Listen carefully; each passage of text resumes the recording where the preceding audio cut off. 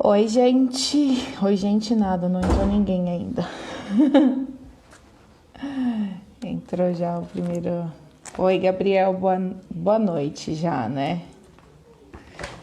Vou esperar entrar um pessoalzinho aí e aí eu já começo a live direitinho. Oi, Denise, tudo bem? Como é que estão as coisas?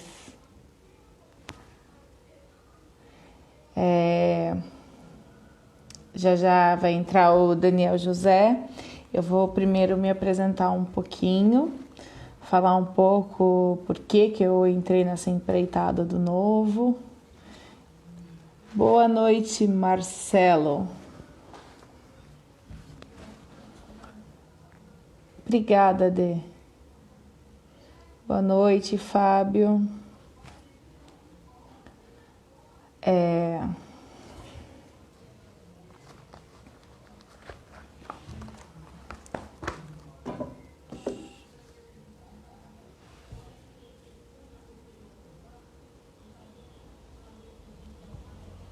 Hoje a gente vai fazer uma live com o deputado estadual Daniel José.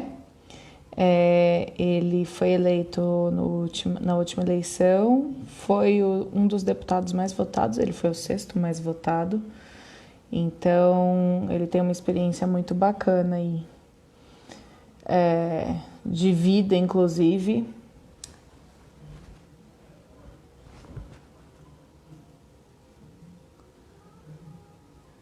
Deixa eu ver. Só tô eu e você aqui.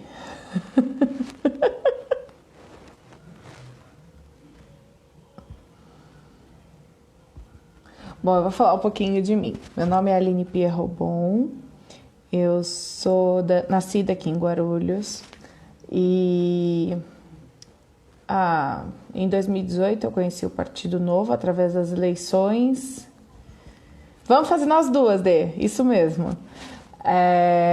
Conheci o Partido Novo através das eleições de 2018 e fui acompanhando um pouquinho mais de perto e desde que eu fui vendo o trabalho justamente dos mandatários, como o Daniel José e também os deputados federais, o governador Zema, desde então eu resolvi entrar de cabeça. Então eu me filiei no meio do ano passado, fez um ano aí que eu me filiei. E aí também eu resolvi participar do processo seletivo. Sim, o Novo faz processo seletivo, a gente está na página do Novo, mas não sei se todas as pessoas sabem. E aí, desde que eu me filiei, e desde que eu resolvi entrar então no processo seletivo, eu descobri um monte de coisas novas, estou aprendendo muita coisa, tem sido uma experiência super bacana. E, bom, vou falar um pouquinho também. Bom, eu tenho um filho de 7 anos, eu moro aqui na região do Bosque Maia e tenho uma família super amorosa. Moro eu, minha mãe e meu filho. E falando um pouquinho do Daniel José, ele é de Bragança Paulista, ele tem 32 anos e ele é de uma família em que ele é o caçula de 11 irmãos. E ele, através de uma bolsa de estudos que ele conseguiu através da Fundação Estudar, que é do Jorge Paulo Lemann, da Ambev, ele conseguiu fazer economia no INSPER e depois ele fez um mestrado em Yale. Então ele sai um pouquinho da curva aí da maioria das pessoas que tem uma situação mais difícil e justamente por isso que ele batalha muito pela educação. Ele quer que realmente todas as pessoas tenham acesso à educação de qualidade, acho que como todo mundo espera, né? Eu tô com saudade, sim, do Novo na Rua, muita saudade. Eu adoro estar em contato com pessoas, é muito estranho ficar falando sozinha assim na internet. Então eu tô com bastante saudade de ter contato com pessoas, mas a gente não sabe muito bem quando que essa situação vai melhorar. Como é que tá para vocês? O Daniel José entrou, eu vou convidá-lo. Convidar. Peraí, que eu não tô conseguindo.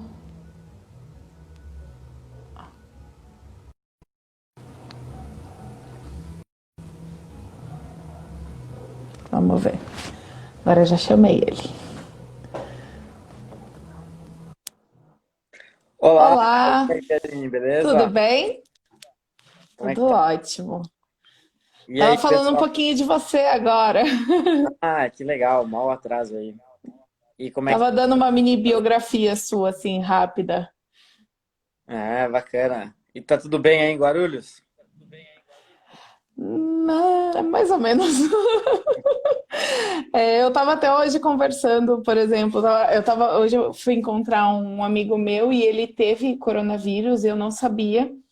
E aí ele tava me falando que ele foi no hospital de campanha e ele mesmo com febre não fizeram um exame nele, ele teve que pagar particular, tudo.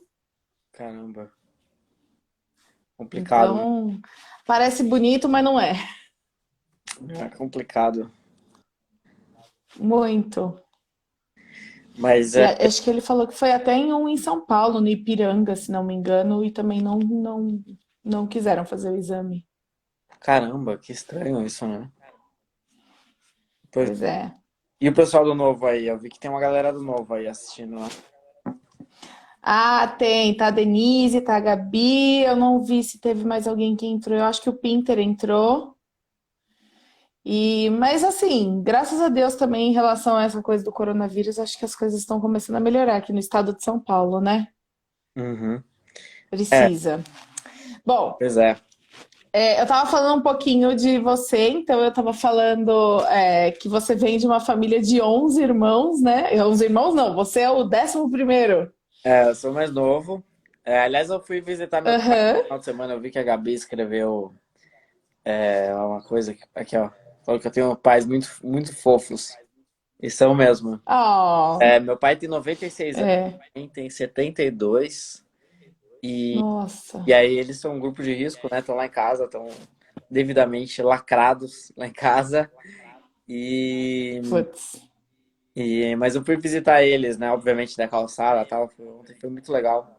Fazia 3 meses que eu não via eles e me faz muita falta, né? Porque eu sempre volto bastante, assim, né? Para Bragança, né? Sim. Para visitar eles e todo esse período assim sem ir para lá é muito ruim.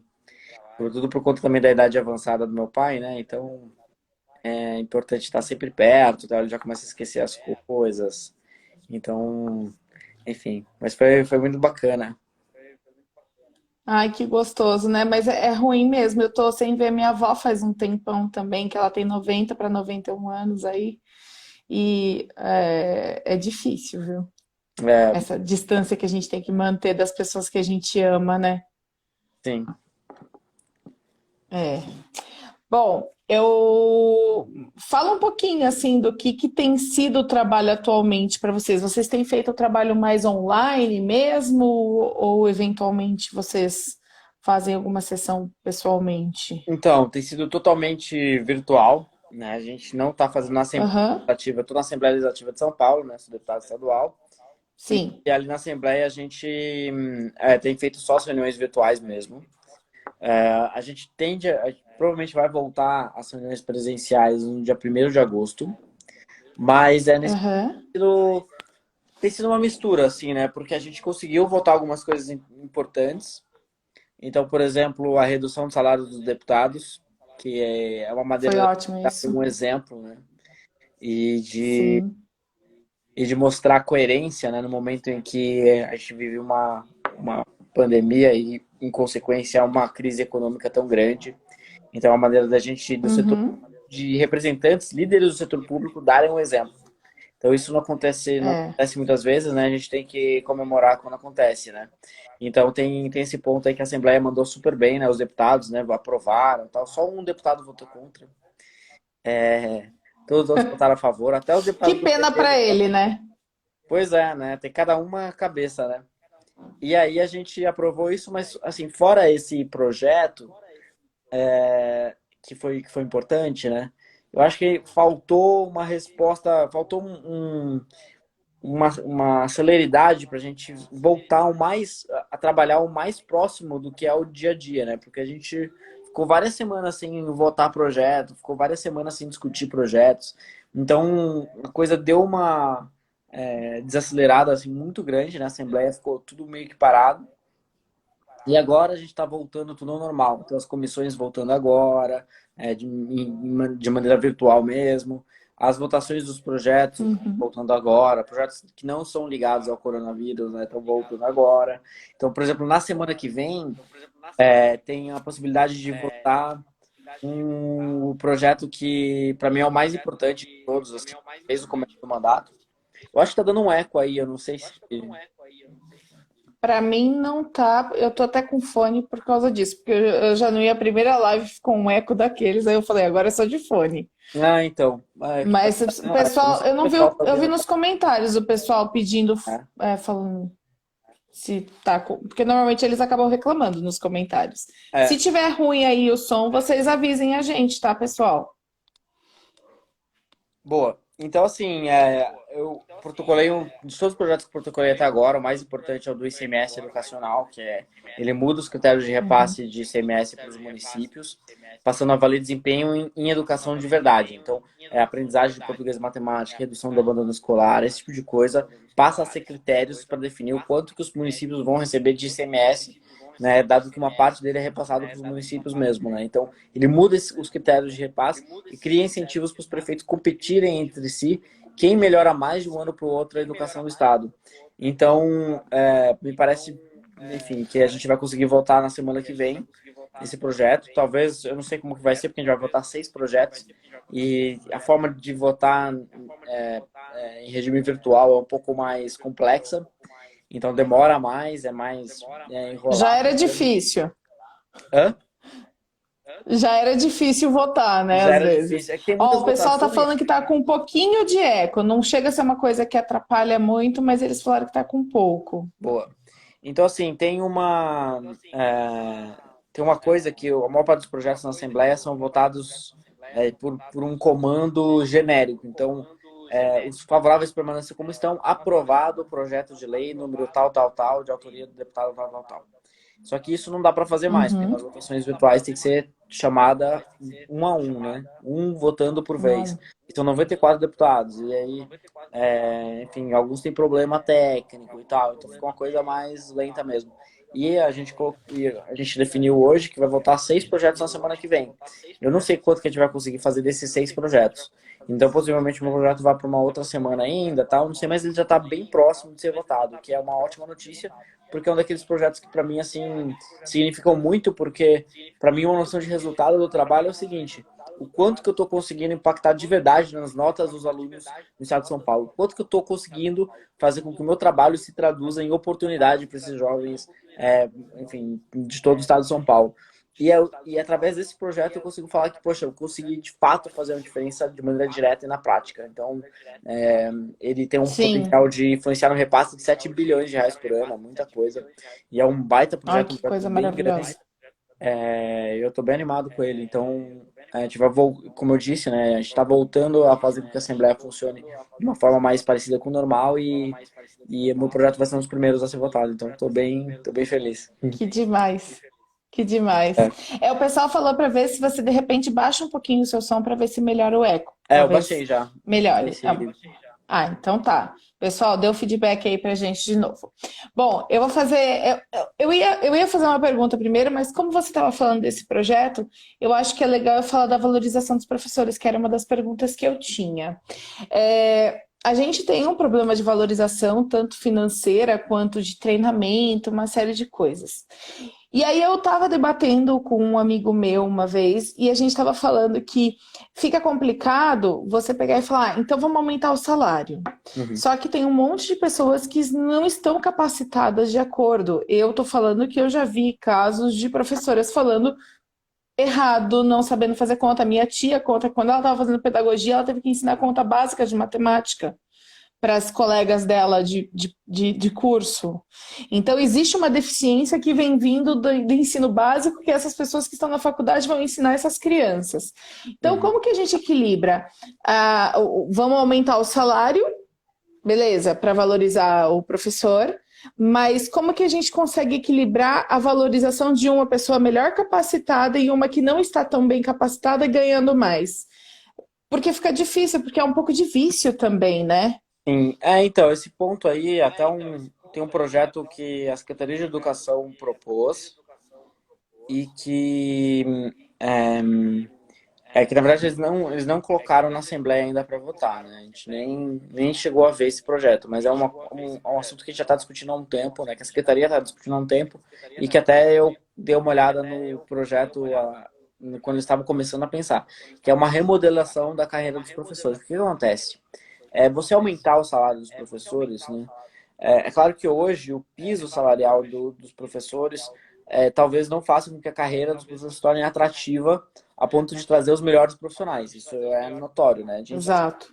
A Sim. nota média dos professores hoje são as notas médias talvez as mais baixas dentre todas as carreiras no Enem, né? Então são pessoas que, no final de contas, não são competitivas para entrar em cursos mais disputados. Então, de fato, tem um Sim. problema grande já na entrada, né? Quem que são as pessoas que vão entrar nos cursos de pedagogia? Os cursos de pedagogia, por sua vez, são muito teóricos e pouco práticos. Então, eles não conseguem fazer esse capital humano que chega na faculdade melhorar um ponto de sair dali um ótimo professor, né? Claro que, óbvio, né? Tem professores de vários níveis, mas a escola de pedagogia no Brasil, assim, ela é uma escola prática e ela não consegue formar bons professores, infelizmente. Então, Sim. aumentar o salário diante de todo esse cenário vai atingir o resultado que a gente quer? Qual que é o resultado que a gente quer? Que os alunos aprendam mais, que a qualidade do ensino seja Sim. melhor. Então, eu aumentar o salário dos professores faz com que isso aconteça? E aí, essa é uma pergunta que a gente, né, induz que a resposta seja não, mas que não existe, ou pelo menos a gente não conhecia até algum tempo atrás, pesquisas que mostrassem que isso de fato é real. Né? E aí eu estava até dando uma olhada, né, nesses dias, foi até coincidência que você falou disso, eu já estava pesquisando sobre um artigo que saiu numa das maiores revistas de economia do mundo, que é o Quarterly Journal of Economics, né, o QJE, o QJE, De.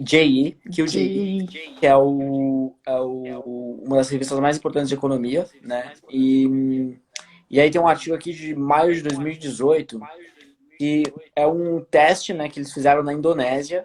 Eles dobraram o salário dos professores e ao longo do tempo eles avaliaram o impacto desse aumento salarial nos professores. E chegaram às conclusões que isso aumentou, sim, a sensação dos professores de estarem com uma qualidade de trabalho melhor, assim, sabe, de terem uma segurança financeira maior, a ponto de não terem que fazer bico trabalhando de outras coisas, né?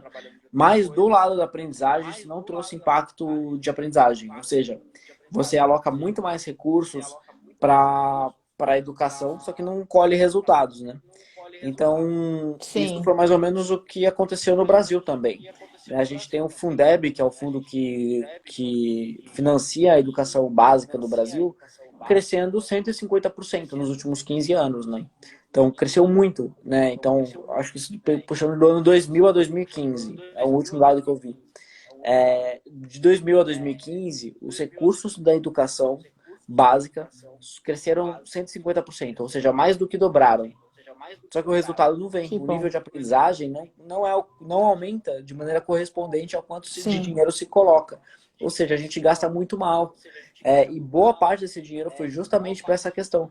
Foi aumento de salários, tal, de benefícios, que não se traduziram em aumento de aprendizagem, que é o que a gente busca, porque a educação existe para que as crianças e os jovens aprendam e se preparem para o futuro. Né?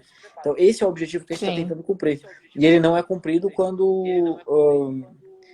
enfim, ele não é, pelo menos, melhorado quando você aumenta o salário dos professores sem fazer outras alterações. Isso quer dizer que a gente não pode dar aumentos salariais, que a gente não pode alterar o salário dos professores? Não, não quer dizer. Mas que todo o dinheiro que a gente, toda alteração de salário para cima que a gente conceder ao longo do tempo, ela tem que vir com uma alteração também de como a carreira é desenhada, né? Com mais meritocracia, Sim. com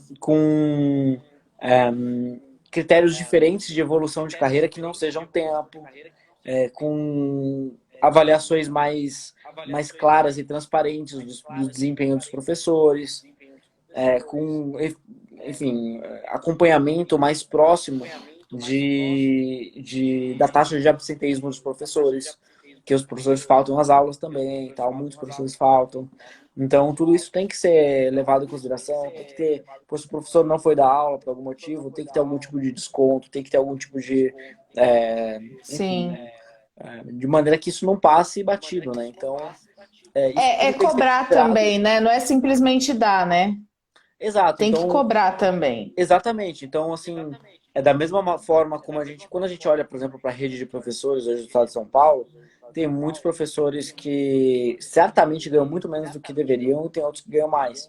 Então, por que ganham mais? Porque eles faltam, às vezes, metade das aulas, né? Então, tem vários professores que faltam muito, né, nas aulas. A taxa média de absenteísmo dos professores é estimado, né? A gente não tem esses números porque a fiscalização não é muito precisa, né? Ela não acontece da forma como deveria.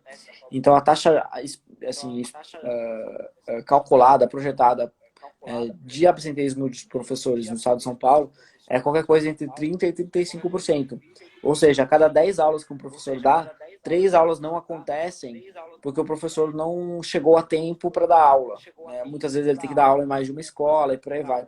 Então, enfim, tem uma série de problemas na maneira como a carreira dos professores é construída, né? Então, se a gente pode até levantar o piso salarial dos professores, mas ele tem que vir acompanhado de uma alteração de como a carreira dos professores no Brasil é estruturada, né? Precisa modernizar, porque a gente está vendo que o problema é gigantesco quando a gente vive, por exemplo, essa coisa da pandemia, né? Não existe nenhum preparo para um atendimento online, não existe sequer uma didática formada para isso. Então, está faltando as pessoas se modernizarem com as novas ferramentas que existem de fato e elas não vão embora, elas estão aí. Então, essa modernidade precisa acontecer dentro da grade curricular dos professores e dos que vão se formar professores, Eu seja concordo em totalmente. qual área for. A Denise aqui nos comentários está fazendo ótimos pontos, está levantando ótimos pontos. A gente tem bons Sim, professores, sem dúvida. O plano de carreira dos sim, professores do Estado tem que ser alterado, tem que ser modernizado, né? Que é o que você está falando, né, Aline? E também a Denise falou sobre escola integral, porque, no final de contas, né, uma coisa que é interessante é que uma boa escola é uma escola que dá boas aulas e com um número elevado de aulas, né? Então, a escola de tempo integral, né, que está sendo expandida no estado de São Paulo e que em outros estados do Brasil já avançou bem mais, São Paulo está bem atrasado em sim, outros estados, é bem importante porque aumenta o número de aulas que os professores, que os alunos estão tendo e também tem uma mudança na forma de contratação dos professores que é bem interessante. Né? Nessas escolas de período integral, os professores ficam tem carga horária completa só em uma escola. Então tem 40 horas semanais só uma escola. Então não tem. dá mais qualidade de vida para esse professor, Então, né? isso, às vezes a gente consegue valorizar a carreira do professor sem nem tocar no salário, né? Simplesmente mudando essas coisas, né? Então, por exemplo, um professor que está o tempo inteiro numa escola só, ele cria um vínculo maior com a escola, ele cria um vínculo com as pessoas, com a comunidade escolar, ele tem um ambiente, né, Sim, que ele está muito mais próximo, conhece muito melhor, conhece os alunos, ele tem de fato tempo para preparar as suas aulas e, em consequência, as aulas vão ser melhores.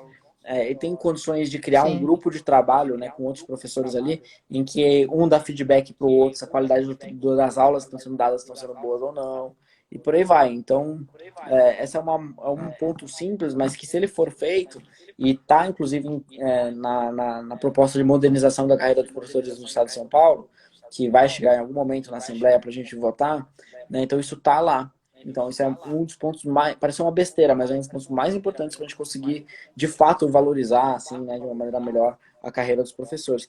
E pensa bem, assim, se o piso é um pouco melhor, se tem condições de você criar um ambiente em que você pode melhorar ao longo do tempo e dar aulas melhores e aprender coisas novas e criar um vínculo com as pessoas que estão ali, pô, passa a ser muito mais interessante se tornar um professor, né?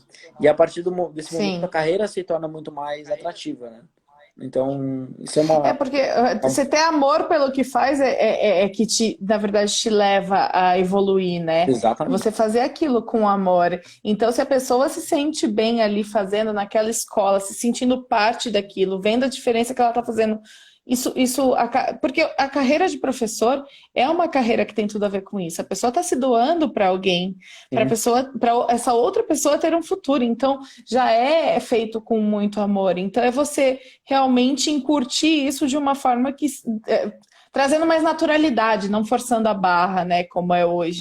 Você muda um pouco os critérios, né? Então, por exemplo, só de você estar 40 horas semanais em uma escola, só de ter condições salariais melhores, de ser avaliado e evoluir na carreira com muito mais base no mérito do que no tempo de serviço, com certeza muito mais gente se torna atraída por essa carreira, né? Muitas pessoas que gostariam até de É, ensinar, mas que nunca consideraram porque realmente a carreira está toda destruída, assim, né? Ela é toda mal feita. é. Então, todo mundo sabe que quem for dar aula hoje numa escola pública e tal, vai sofrer muito, vai ganhar mal, vai, sabe? Então, assim, diante desse cenário, acaba fazendo com que muita gente desista, né? Então, pô, eu acho que, pô, dar aula é um negócio muito legal. Eu já tive algumas oportunidades da aula, eu gostei muito. Aham. Então, eu gostaria de poder fazer algo parecido com, sabe, de poder dar aula em algum momento e tal. Mas, pelo menos nas escolas públicas, do jeito que a carreira é desenhada hoje, já não faz sentido, assim, porque realmente não tem condições de você entregar um bom serviço, entendeu? É bem complicado. É. Nossa, esse é um assunto que é muito gostoso de falar e muito necessário, né? Eu tenho várias perguntas para fazer, mas aí a gente fica só numa coisa só. É, eu queria te perguntar em relação à sua, a como foi a sua formação aí, porque você vem de uma família simples, que teve oportunidade através de bolsa de estudos, de ter um estudo de melhor qualidade, mas você tem uma visão completamente liberal de sociedade, né? Tanto que você, dentro do novo, a gente também tem, então é que você acabou se encaixando e entrando no novo por essa razão.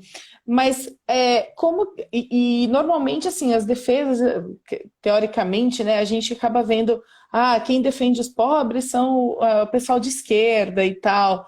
Então, como que você vê, como que você explica que o liberalismo realmente dá oportunidade para todas as pessoas?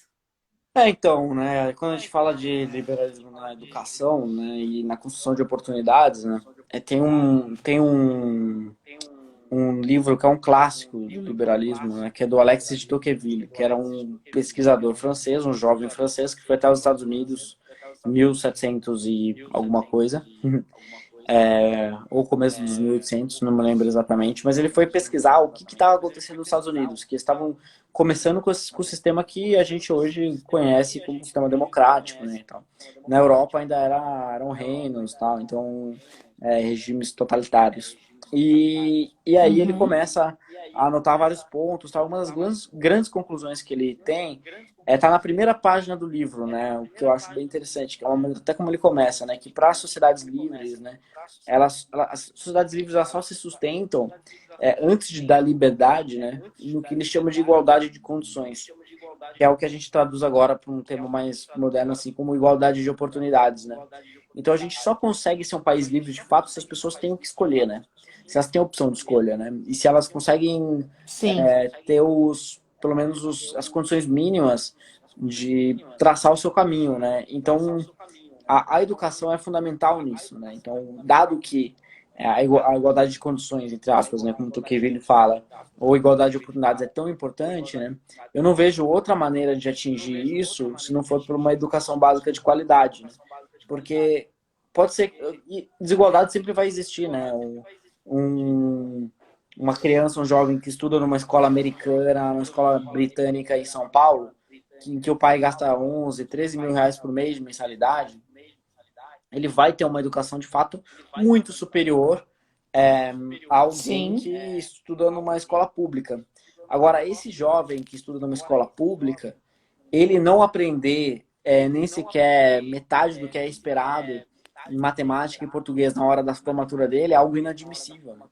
Então, assim, é muito importante que todos, né, tenham essa oportunidade de, pelo menos, aprender os conceitos básicos que os preparem para uma vida, enfim, como cidadãos, né, como indivíduos e como profissionais. Então, é extremamente importante que Sim.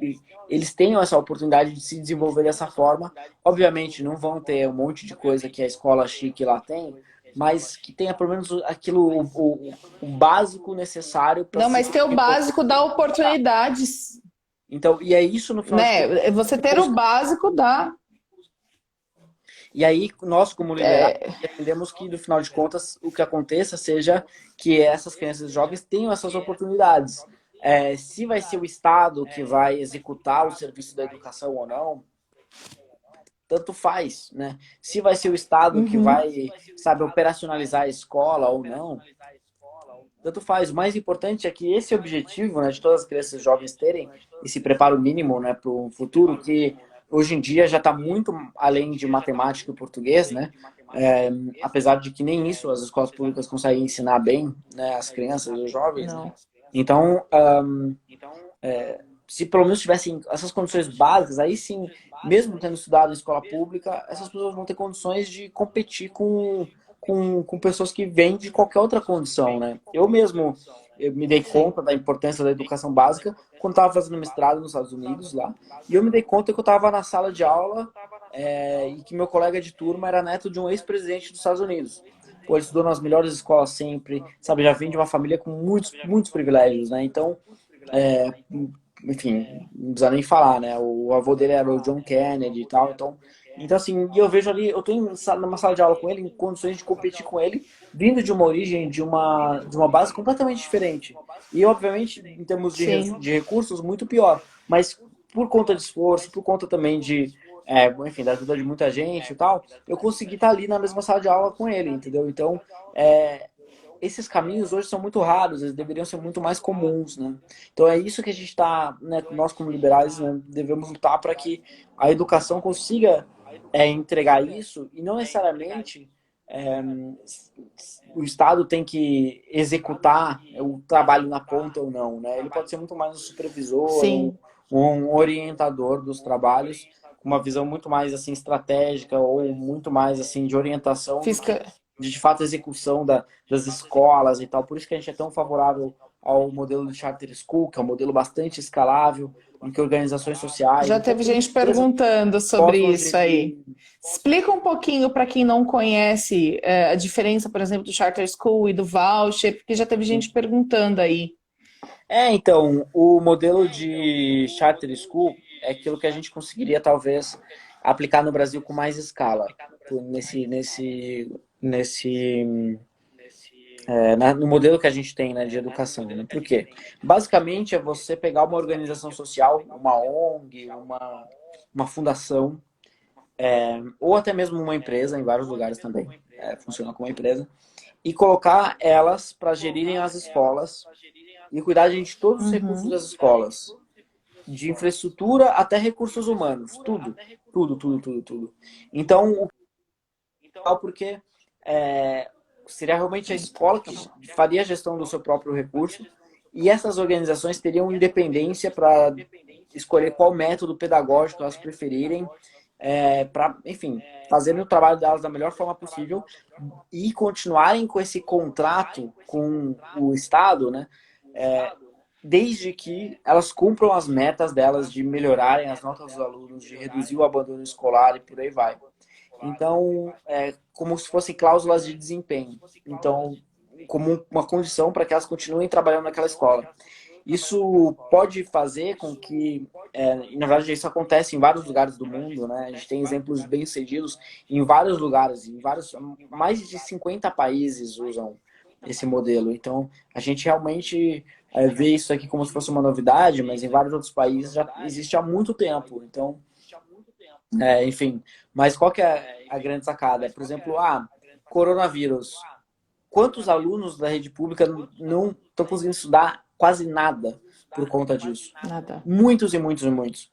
Né? Vários estão sim, milhares estão em super férias nesse período todo. Agora, se a escola está sendo gerida por uma organização social e se ela tem autonomia para fazer, enfim, para gerir a escola do jeito que ela achar mais adequado, com certeza eles ali vão encontrar soluções para os problemas deles e vão encontrar um modelo para fazer com que os alunos continuem tendo aulas, mesmo durante esse período, que foi o que as escolas particulares fizeram.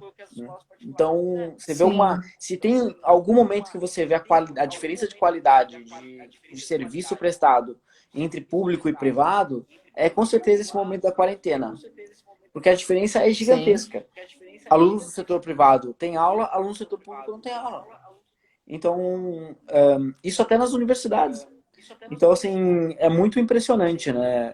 Fica muito evidente. Então, esse é o modelo Charter School. Você colocar na mão uma escola ou várias escolas sendo geridas por uma organização social que tem um contrato de gestão com critérios com cláusulas de desempenho. E se ela realmente for boa e fizer um bom trabalho, ela pode até gerir mais e mais escolas, né? Como acontece nos Estados Unidos. Tem redes que estão Uhum. espalhadas pelos Estados Unidos Performance. todos, com várias escolas, porque elas fazem um bom trabalho. E aí vem sempre um argumento também, né, que eu acho que é importante até falar. Ah, mas e se a organização social não conseguir entregar um bom trabalho? Troca. Troca de organização Troca. social. Ah, mas isso é um Simples. problema, vai trocar tal. Não, isso não é um problema. O problema é não poder trocar quando o desempenho é ruim, que é o que acontece hoje, né, numa gestão estatal que não funciona, uma escola pública que quebrou no Brasil inteiro e que não troca, e que nada muda, e que vai continuar não funcionando. Então, Uhum. esse talvez eu acho que seja o modelo mais promissor para a gente criar uma opção diferente, né, de ensino no Brasil. E o segundo modelo é do voucher escolar, que é o do Vale Educação, em que basicamente o Estado dá para as famílias um vale escola de 500, 700 reais por mês, enfim, depende do lugar, depende dos orçamentos e por aí vai, mas que as famílias usam esse dinheiro para matricular o seu filho numa escola particular. Então, ou e se a escola custar um pouco mais do que o valor daquele voucher, a família pode ter a opção de complementar com o próprio dinheiro, ou, se não conseguir, Sim. escolher uma escola que tenha um valor de mensalidade até o valor daquele voucher, né? Daquele vale escola. Então, isso é uma chance de fazer com que no final de contas, os alunos têm a oportunidade de estudar, né? Tem escolas privadas que conseguem ensinar muito melhor do que as escolas públicas, né? Em média, no Brasil, as escolas privadas têm desempenho parecido com as escolas americanas e as escolas públicas do Uhum. Brasil têm desempenho parecido com as escolas peruanas, né? Então, são dois mundos diferentes, né?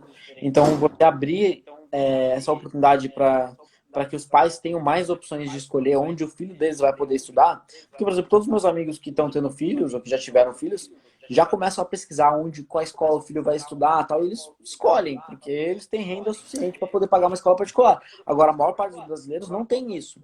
E não tem escolha Sim. onde vai colocar o seu filho para estudar. Inclusive, uma terceira coisa que a gente defende é o homeschooling, né? Que é você aí já muito mais restrito para algumas famílias que realmente têm condições de conseguir os pais ensinarem os seus próprios filhos. Então, ao invés de mandar os filhos para a escola, eles ficam em casa e ficam estudando com material específico para isso, fazendo provas trimestrais, bimestrais na escola e tal, fazendo avaliações, né, para ver se de fato estão aprendendo e por aí vai. Mas essa opção mesmo hoje, se os pais quiserem ter, se tiverem condições ou o pai ou a mãe, enfim, ou os dois, ensinarem os filhos, eles não podem fazer isso. Hoje não é permitido por lei. Então, todas essas restrições Ah, tá. que o Estado impõe, né, às famílias, a gente, putz, sabe, quer flexibilizar. Os outros dois modelos são permitidos. Até teve uma pergunta aqui relacionada se na Constituição Federal ou se em alguma lei é permitido o É, charter e o é voucher. O permitido. voucher sim, porque ele já é utilizado, né? Ele é utilizado sobretudo no ensino superior, né? E começou a ser utilizado para ensino infantil em São Paulo muito recentemente. O que é muito Sim. curioso, né? E o sistema de charter school, ele já existe, por exemplo, na área da saúde, né? As OSs que administram os hospitais públicos, né? Então, como que seriam os hospitais públicos se não fossem as organizações sociais gerindo eles? Seria um desastre, né? Sim. Então, e se na saúde já funciona assim, dado que a saúde é uma área de execução muito mais complexa do que a educação, né? Pô, você gerir um hospital é 1000 vezes mais complexo do que gerir uma escola. Os indicadores de Sim. resultado e de qualidade do serviço de um hospital são 1000 vezes mais difíceis de se mensurar do que o de uma escola. E existe a organização social gerindo hospitais e não existe organizações sociais gerindo escolas. Por quê? Porque tem grupos, né, de resistência, grupos que travam essas mudanças acontecerem, né? Então, sobretudo os sindicatos, né? Então, a gente vê uma Sim. oportunidade hoje no Brasil por conta dos sindicatos estarem cada vez mais enfraquecidos, o que nesse caso é muito bom, né? Em especial na educação no estado de São Paulo, né? A gente tem uma oportunidade muito grande de fazer com que essas medidas que ficaram por décadas travadas, né, que poucos políticos tiveram coragem de implementar, né, porque a gente também não sofre só com os grupos de resistência, a gente sofre também por ter políticos medíocres, né, por ter políticos Sim. covardes que não estão afim de tomar risco para fazer um serviço cada vez melhor para a população, porque eles só pensam nas próximas eleições. Então, infelizmente, por conta dessa combinação, a gente nunca conseguiu fazer com que esses projetos alternativos, né, esses projetos Aconteçam. aconteçam, né? Então, esse no final de contas, são os maiores entraves. Obviamente, não vai ser o Charter School ou o voucher escolar que sozinhos vão recuperar, vão resolver todos os problemas da educação. A gente tem que ter várias opções. Tanto que, por exemplo, o voucher hoje no Brasil, salvo engano, nós temos por volta de 8 milhões de alunos em escolas particulares e 45 milhões em escolas públicas. Então, o setor privado ainda é muito pequeno em relação ao público. Então, não vai ser o Vale Escola, né, o voucher sozinho que vai resolver todos os problemas. Mas uma combinação dessas soluções podem ajudar até a fazer com que as redes públicas, né, sejam cada vez menores, né, que o Estado tem Uhum. cada vez menos escolas e consiga, inclusive, dedicar mais atenção e fazer uma atuação mais eficiente para redes menores, né? Então, pode ser mais uma das maneiras aí também de ajudar o Estado a conseguir, no final de contas, cumprir o seu dever na educação, sua missão na educação, que é o de preparar as crianças e jovens a garantir com que eles tenham as oportunidades para, pelo menos, através do seu esforço, dos seus próprios talentos, conseguirem progredir nas suas vidas, né? Então, é um pouco disso, né? Sim. A gente tem, na área da educação, Eu vou dar até um testemunho de família, que o meu afilhado, quando ele estava na época de escola, agora ele está com uns 20 e poucos anos, ele estudava aqui numa escola pública em São José dos Campos, quando ele estudava, e ele chegou a repetir um ano. E aí, o pai dele é americano, e aí ele foi visitar o pai dele, resolveu ficar lá, então ele terminou o segundo grau lá. E ele conseguiu passar com louvor, assim, com notas acima da média. Então você vê que o problema não é a capacidade do aluno, é como a escola apresenta o que tem para aprender. Isso que vai fazer a diferença, porque a mesma criança conseguiu ter enorme dificuldade num lugar que a gente já sabe que o ensino é fraco, e de repente num lugar que o ensino fraco ou não sei avaliar porque eu não acompanhei de perto, mas tornou interessante a ponto dele conseguir passar com louvor. sim. Não, isso é muito legal. E até um ponto que o pessoal que está falando nos comentários é que, não, mas não tem escolas particulares na periferia. Tudo bem, o aluno vai até onde a escola estiver. Isso já acontece hoje, né? Se você olhar a distribuição de onde Sim, as escolas públicas estão pelas cidades, isso a gente está falando já é especificamente da longe. situação da Grande São Paulo, tal. Porque no interior, por exemplo, lá São José dos Campos, sabe, o problema de transporte não é tão grande, ou Bragança Paulista, minha cidade, também não é tão grande, Presidente Prudente, transporte também não é uma dificuldade tão grande assim. Então, isso é muito mais restrito à Grande São Paulo, né? Essa dificuldade que o pessoal falou, né? Uhum. Agora, qual que é o ponto, né? O ponto é, hoje em dia já tem várias escolas. Eu visitei recentemente uma escola aqui perto, em Pinheiros, que é uma escola que tem mais de 1.000 alunos, e em média os alunos demoram 3 horas de transporte para chegar até ali, para estudar numa escola pública que não ensina. Agora, dado que se ao invés de estudar nessa escola pública que não ensina, eles estudarem numa escola particular que ensina bem, melhor, né? O tempo de transporte é muito parecido. Sim. Isso já acontece hoje, né? Então, isso é um ponto que é importante. E exatamente esse ponto aqui que foi comentado agora enfim, Júnior, que os alunos estando em escolas que de fato ensinam, eles se sentem mais empolgados e vão ver mais sentido em percorrer todas essas horas de transporte todos os dias. Sim. E aí, de novo, parte do perfil de cada um. É Se não tiverem, estímulo. continuam na escola perto do bairro e por aí vai. Então, e aí, quem Sim. tiver vontade, vai lá e corre atrás. A oportunidade existe. Ele não vai deixar de ir porque não existe a oportunidade. E tem um outro ponto também que é importante falar dos vouchers, que os vouchers eles são importantes, né? Eles são o programa é bastante legal, mas também tem que ter critério para as escolas que vão de fato participar desse programa. Porque o que pode acontecer é o seguinte, é o que aconteceu mais ou menos com o ProUni, com o FIES, que é nas universidades, né? Que começaram a criar vagas, criar turmas para receber esses alunos aí que estão vindo sendo pagos pelo setor público. Então, Uhum. essas escolas, né? básicas, né, ensino fundamental, médio, ensino infantil, que participarem, né, desses programas de voucher, por exemplo, deveriam ter critérios mínimos de desempenho no Enem. Para, assim, você só vai conseguir abrir vaga se você mantiver o nível mínimo de qualidade. Se você cair daquele nível de qualidade, Sim. você não vai poder participar. Isso foi o que aconteceu, inclusive, na Noruega. Eles fizeram um programa de vouchers gigantescos, assim, mas assim, um percentual muito grande dos alunos, não a grande maioria, estudam em escolas particulares financiadas pelo governo. Só que lá eles fizeram uma expansão sem critérios, né? E aconteceu isso, né? A qualidade do ensino caiu nas escolas públicas porque o incentivo virou para abrir muito mais vagas do que para manter a qualidade, né? Então isso é um ponto bastante importante de atenção que tem que ser considerado na hora de implementar um programa como esse. É o que eu digo sempre, o diabo está nos detalhes. Uma ideia excelente com uma execução Uhum. ruim pode virar uma péssima ideia. E, Sim, e uma ideia ruim com critérios bons também continua sendo uma ideia, continua sendo uma péssima ideia. Então, no com futuro, vamos certeza. fazer de boas A gente está ideias falando e olhando bastante os de detalhes, né? A gente está falando bastante das escolas particulares, que tem mais qualidade, mas são também, nesse cenário da pandemia, escolas que estão sofrendo bastante, porque as escolas públicas têm ali o dinheiro público, enfim, bem ou mal, está se sustentando. Agora, as escolas particulares, elas dependem dos pais pagarem, e a inadimplência, sem dúvida, aumentou, porque a maioria das pessoas estão sem rendimento. Teve amiga minha que pegou e falou: não, mais novo, então eu vou tirar agora nesse período e depois eu É, vejo o que eu isso faço, aconteceu assim. porque não dá para sustentar. O que vocês têm feito? Quais são os planos? Existe alguma coisa porque falou-se muito em auxílio a empresários, mas a escola eu não ouvi nada até agora, Mas das escolas não acredito particulares. que faça sentido é, o Estado interferir dessa forma na situação das escolas. O próprio Porque mercado está se fechando, regula. né? Agora a questão é a seguinte, né? Eu acho que o que faltou, alguns problemas que estão acontecendo é que donos de escola não estão tendo talvez uma visão tão empreendedora quanto deveriam, né? No seguinte sentido,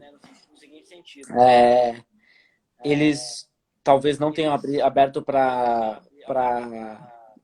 poder tentar manter esses alunos que eles têm hoje.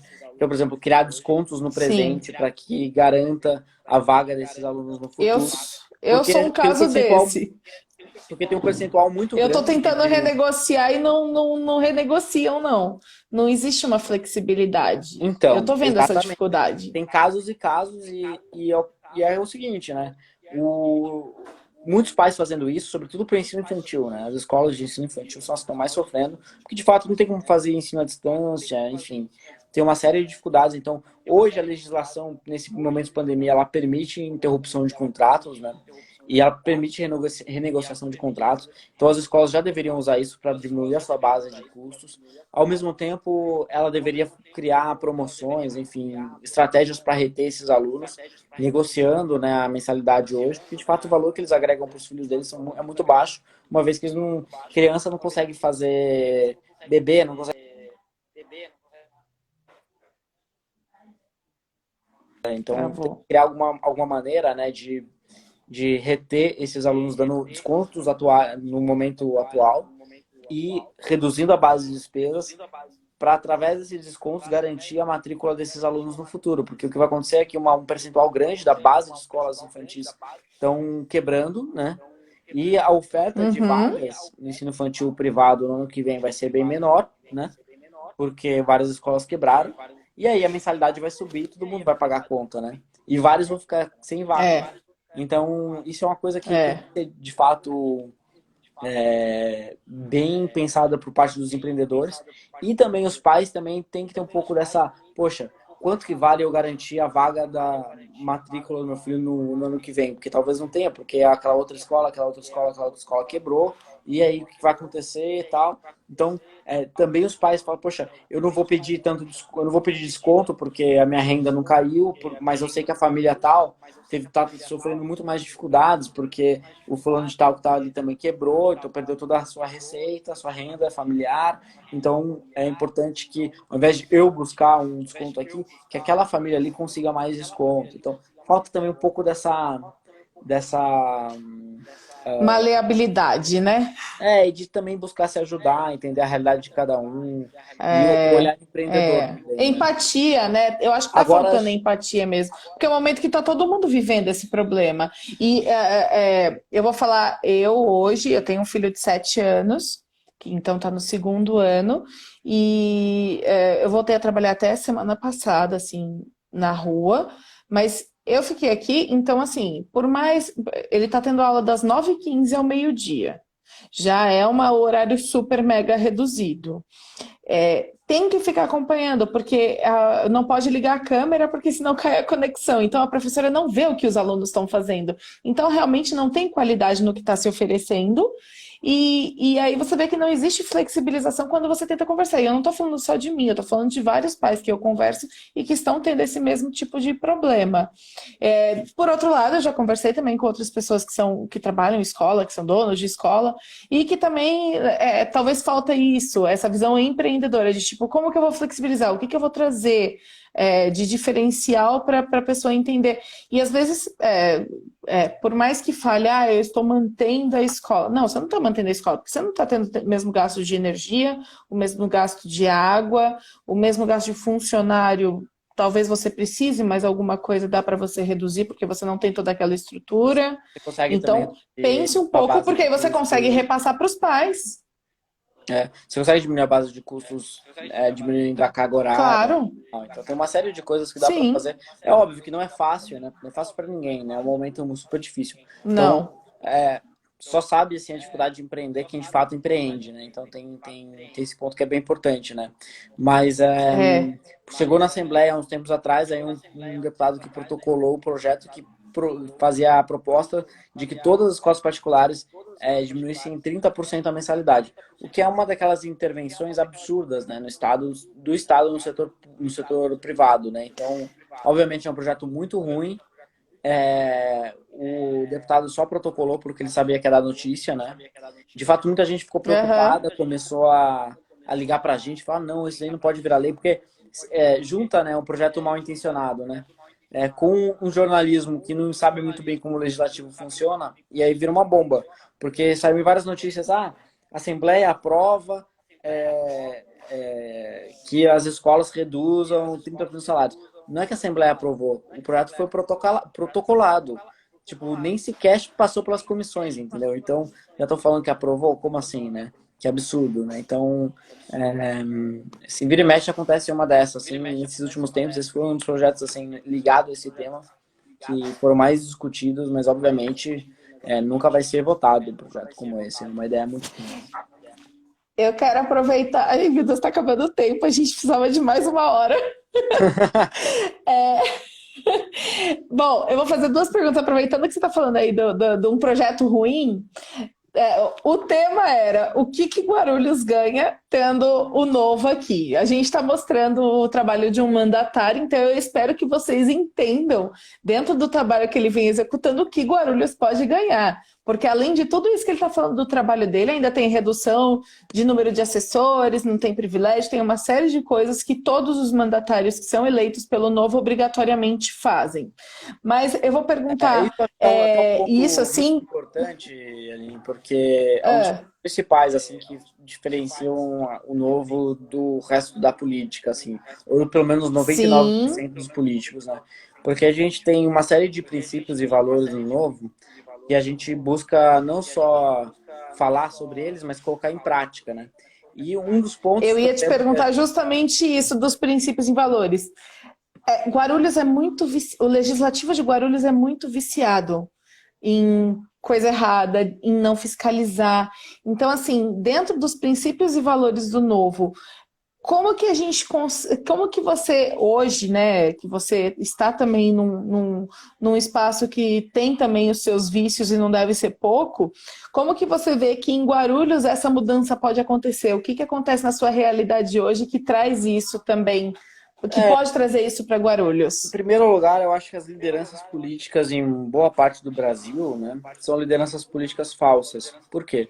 Porque eles são eleitos e eles chegam aos cargos de vereador, deputado, senador, por aí vai, muitas vezes comprando votos, né? Então, eles Uhum, basicamente buscam líderes comunitários que vão conseguir X votos para eles e eles pagam X reais por voto, entendeu? Então, isso é mais ou menos a sim. realidade de uma campanha na política tradicional. A gente novo não, a gente não usa dinheiro público, a gente não usa fundo eleitoral, a gente não usa fundo partidário, a gente não usa nada disso. E a gente A gente busca assina, né?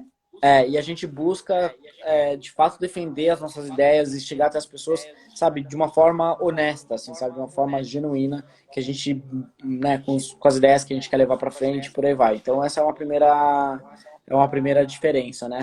Uma segunda diferença é que, então, assim, a gente, de fato, consegue representar as pessoas bem, né? E não representar interesses do próprio político. Porque o político que ganha o voto que ganha eleição com voto comprado, ele defende o interesse dele, ele não está defendendo o interesse das pessoas. Ele só tá pensando no próximo, né? Então, ele está pensando naquilo que ele vai conseguir extrair do Estado nos próximos 4 anos, né? E depois para se reeleger e por aí vai. Então, o que acaba acontecendo é que esses caras, geralmente, eles se vendem para o prefeito da cidade, ou eles se vendem para o governador e votam tudo aquilo que o governador ou o prefeito quiserem. Então isso é notável, assim, tem É. projetos absurdos que falam, não, não, mas eu acho que isso aí tal, é um projeto importante e tal. Obviamente, porque tem alguma coisa ali, eles negociaram algum cargo, eles negociaram alguma emenda parlamentar a mais, entendeu? Então, assim, ou coisas assim um pouco menos transparentes, né? Vamos dizer assim, né? Então, o que acaba acontecendo é que esses caras são todos vendidos, né? Eles não estão ali defendendo a Sim. população, eles estão defendendo o interesse deles privado, né? Não o interesse público.